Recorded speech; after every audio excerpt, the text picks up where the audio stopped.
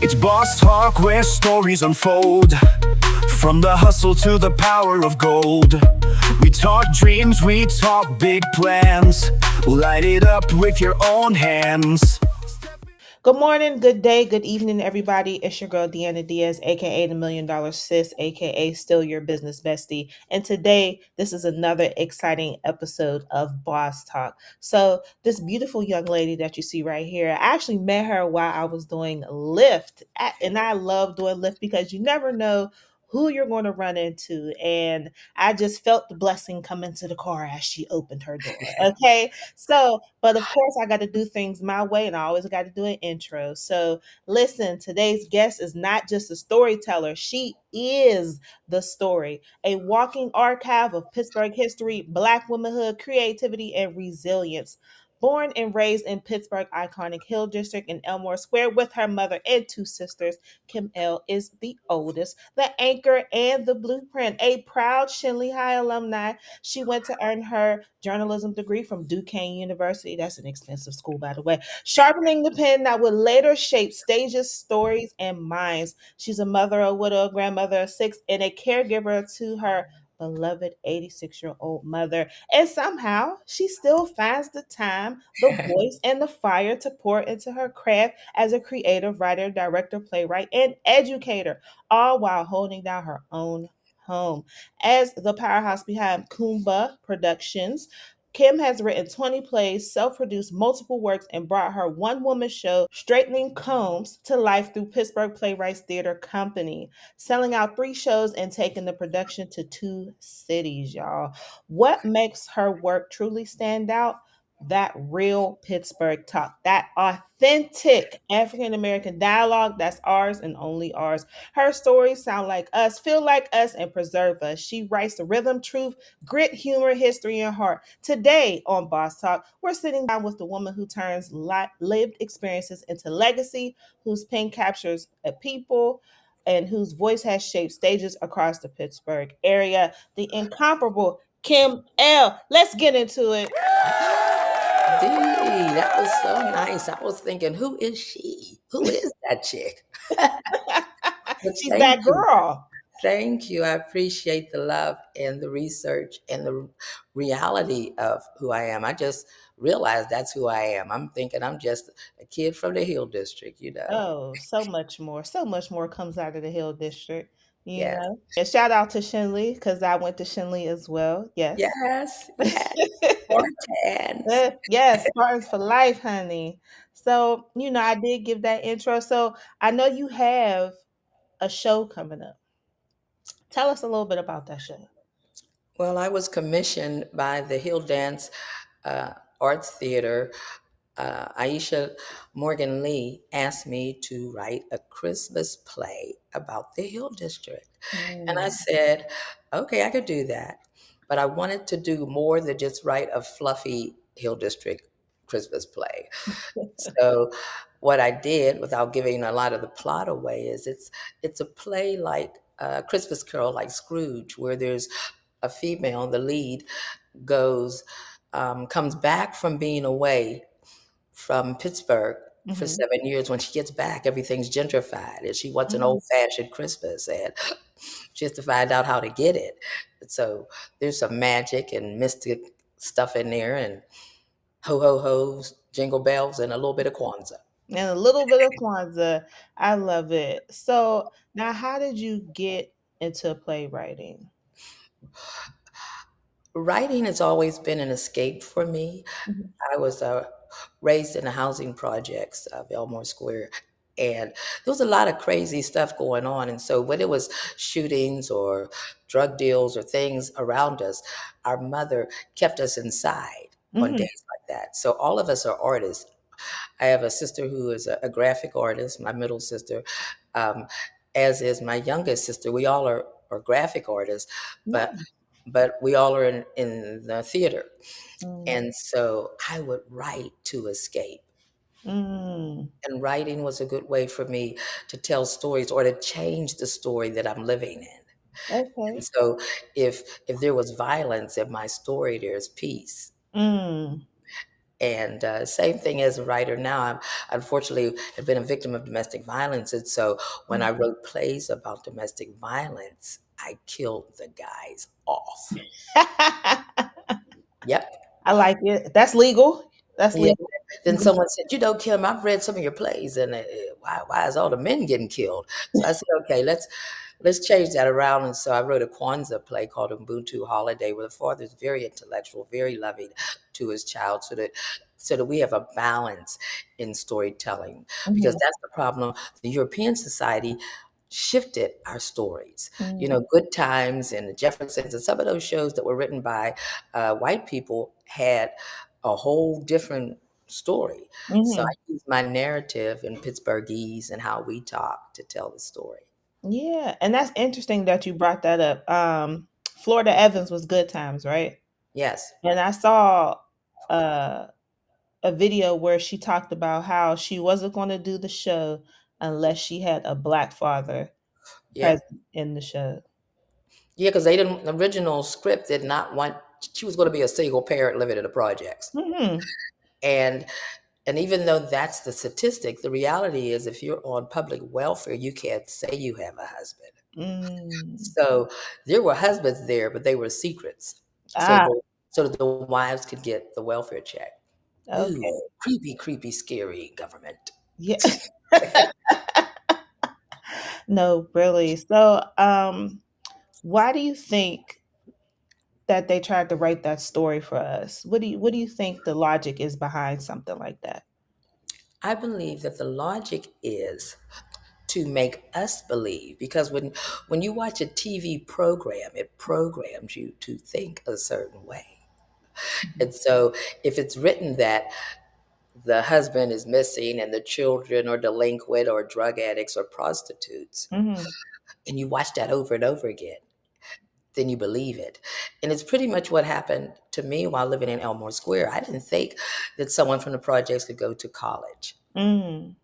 because it was never put on television. I mean, until Bill Cosby did the his Bill Cosby show in a different world, we did not have that pounded into our heads. And that's what I do with my stories. I want to make sure that when you leave one of the plays that I write, it makes you think, it makes you say, hey, that could be me. Or if it's a story about homelessness or domestic violence or mental illness, Mhm. that it's a play that makes you think when you go home. Mm. Okay. Yes, I like that. So you went to Duquesne University I did. around what year? I graduated in 81. Now, how was that culture shock when you arrived on campus the first day? You know what? My first year, I was a commuter. And so I lived in Elmore Square Mhm. and went to Duquesne. That was the real culture shock. Here I'm in the middle of inner city scariness sometimes, even though I loved Elmore Square and all the people in it. But when I went to Duquesne, there was a lot of bougie people that thought my daddies are this and my mom's are that, and where do you live? And in my play Straightening Comes, I have a scene where I hear the RA in the campus saying, do not ever go to the Hill District. It's dangerous. You could die, you can get killed. And I confronted her and asked her, had she ever been to the Hill District? Yeah, and of course it's no. And it was no. And at the end of that scene, I say, from now on, I'm not going to tell people I live in the projects. I'm going to say I live in a housing development Mm. because it's all about words. Yes. Yes. And, Word. and I'm a wordsmith, so I could play with words as much as I want. Okay. All right, you might as well become a rapper just one time. Girl, don't get me started. I'm a poet. I'm a poet, but I've never been able to rap. My nephew's a rapper. Both my nephews are rappers. And one day, that's on my list of things to do is to Okay. be on one of their tapes. Yeah. Okay. We gotta get you in the studio. Yes. Okay. So how tell us about your college life. College life was, you ever watch Spike Lee's College? What's the one with Spike and Gene and all of them in it? What's the movie? School Days. School days. I saw bits and pieces of it, yeah. My life was kind of like School Days because I went there and I knew how smart I thought I was, but then they made me raise the bar. So Mm-hmm. where I was getting A's and B's, I was getting C's and D's. And so I was Ooh, that wake up call. right. And it was also because not knowing that then, but the way you were decided how smart you were on European standards. Mm. And so I'm like, am I really this dumb? But but what happened was I joined Delta Sigma Theta sorority, and it Okay. gave me a really strong sense of womanhood. It also dealt with public service, which is why I do a lot of the work I do now, and Mm-hmm. scholarship. And so I mentor youth. So when I went to Duquesne and I joined Theta chapter, it was in 1979. Okay. I was like, hey, this is giving me a jump start. Mm-hmm. Because also in the play Straightening Combs, I write a play or I write something, I give it to the big sister, the big sorority sister, and she tears it up in my face. It says, you're never going to be a writer. And this was a real incident. Wow. She said, you're never going to be a writer. And as I'm walking away, she says, where are you going? As long as you live, don't you let anyone ever tell you that you can't write. What Mm. they told you was their opinion, not a fact. And that Mm. stuck with me forever. So I've had plays that were rejected, and I've sent them to other theater companies, and they were received. But if Mm. I had said, "Oh, that was a bad play," and balled it up and threw it away, then that was a wasted opportunity. Yeah, it was. Yes. Wow. So That that's was a that was a tough lesson, but I'm glad you got something out of it. Whew. yeah, and that's one of the things that even some of the things that are done in pledges and sororities, I mean, they're out of control now. It's done to make you think. Mm. And even in our homes, they say, don't whip a child with a belt. Some of the things we're told not to do, if it doesn't go overboard, there's a reason for it. Mm-hmm. There's a lesson in the learning. There's an uplift in trying to find out who you are through your elders, your aunties, your uncles, and Mm-hmm. who's around you. Mm-hmm. You said it's not by coincidence that I was in your lift and we had that conversation and At I'm all. now. At all. That's Yeah, alignment right there. there we go. Yeah. So your first play, what's it called? How'd you write it? What made you write it? My first play I co-wrote uh, with a brother who was my boyfriend at the time, Mm-hmm. K.L. Brewer, and we wrote a play called "The Poet's Corner," Okay. and it was the very first play that was produced. I produced that with him, and it was in 2000 something, but it was about a homeless poet who wrote, and so the play included poetry and song and dance, and Okay. it hit a packed audience. See, the success is how many people were in your seats, not how much money you make. That's what I That feel. makes sense. Okay. Or the people sitting in the seats. Mm. And so when this upcoming Christmas show comes up, Mhm. it's not how much money, it's the people that sit in the seats and go back and tell other people. They say, guess what I saw? I saw Sugar and Soul. And that is a good play. Mhm. Your grandmother, your sister, your brother, and everybody else. And then they're sitting in the seats. The money comes later. Right. Okay, so I can see that you definitely have that passion there, and I can really appreciate that. The passion has to be behind the project. It Yeah. has to be, and that's why I do what I do here because I'm very passionate about connecting with people such as yourself, you know, and I hope to get my butt in that seat. I know that's right. You definitely will be there. I'm glad that you do this because we don't talk to each other enough. You Mm, know, this gives an opportunity to see what it is to talk to two people, even though we're doing it electronically and through the media, that the talking, the storytelling, like right now, I told you my story. mhm. And as a storyteller, you were able to hear, and now you'll go home, you'll be eating dinner. I was talking to Kim today, you know what she said. Then you'll carry that story, and somebody else will say, you know what Dee told me? She said, this girl got to play. Where you want to go? So if we do not speak, our Mhm. stories don't get told. Yes, absolutely. And I try to do my part for sure. So now the business of being a storyteller. Tell us a little bit about your experience with that. Well, I have had the opportunity. When I did the play Straightening Comes, someone asked me, did I have a book? So I wrote a book, a Mhm. poetry, and you can purchase it Ujima Collective is a collective entrepreneurship ran by African American women in the Hill District, and my book is there. Ujima. Mm, okay. And so, as far as having a business, it's about being professional and working with professional people, Mhm. getting contracts. I didn't know that, I needed to learn to protect my intellectual property. Mm, So when you first do a business, if you don't know that, if you don't read the contract, I almost signed my work over without reading the contract. And when I read it, it said that the sole property was to the people who were doing this performance. wow. Yeah. And so as I get older, I realize it is important to be focused, to open your eyes, to pay attention, and to be knowledgeable that you are worthy of what you get. Yes.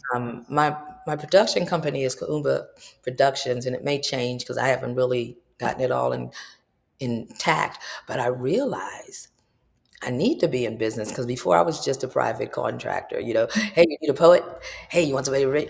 Yeah, I'll direct your play. What do you want? Then I realized, hey, this is a business. This is a business. This Yeah. is a business that is worthy of recognition and respect. Yes. And so, in a business, my goal is to maintain respect and to make sure that the stories told in my words, there's a bill of rights for playwrights. You Mm, can't change their words. You can't change a lot of stuff without the playwright saying, how about I snatch my play and don't let you do it? exactly. So when Yeah. you send your play or your script to a theater, do you have them sign an NDA? An NDA, what is that? So an NDA is Like a MOUs, like a a say on. non-disclosure. Oh yes, Okay. and they have me sign one as well. Okay, good. Yeah, and it's important to have that on paper. Hmm. And I copyright. People say, "Oh, you don't need to copyright it." Yeah, you do. Yes, you do. That's a lie. Yes, you. Yeah. They That's a say just write copyright down at the bottom and nobody's going. No, you have to have your. I've written over 20 plays, but I only have 4 of them copywritten mm, because those are the ones that I think might do something big, mm-hmm. be a movie or be spoken in a whole different, way. Mm-hmm. Okay. Yeah, that's my next move too. I would like to take at least 3 of my plays and turn them into film. All right. So anybody who's listening, that's Right, a I want director, producer, come holla at my girl Kim yes. and make something beautiful together. And then I just want, to do interviews on the red carpet. That's all I want. In a fancy dress. That's all I I want. know. That's Hey, you could do that for Sugar and Soul. I can't. Girl, we You gonna talk can. about this. We Girl, am I going to wear a gown? I am. you better. You better Yes. not see nothing Red less. carpet. So opening night is December 5th. December 5th, y'all. Then it runs 6th and 7th. And can I do a shameless plug and say how to get your tickets? Absolutely. So to get tickets, you would go to www.5678hdat.org/events. Okay.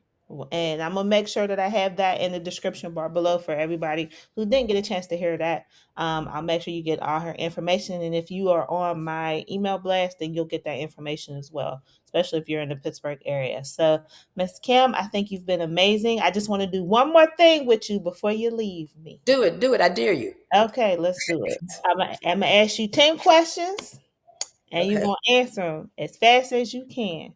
I'm gonna read them to you. You ready? Wait a minute. Yeah, Stretch it out, girl. Stretch it. stretch it out. Okay. All right. We got you at the MDS lightning round. And here we go. Hill District or Braddock?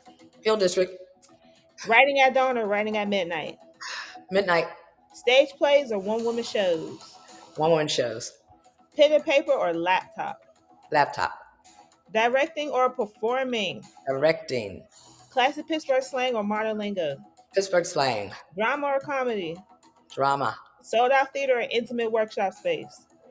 sold out, Teaching the next generation. We'll pass that. Real talk or poetic flow? Real talk. All right. That You did good. You did was good. fun. Thank you.